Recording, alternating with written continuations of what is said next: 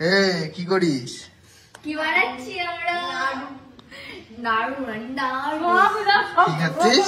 নাড়ু নাড়ু ভালো হবে খেতে। নাও না আমি এটা পারছি না। পারছি না তো এটা। তো তোকে বসতে কে বলছে? দেখো বসতে কে বলছে?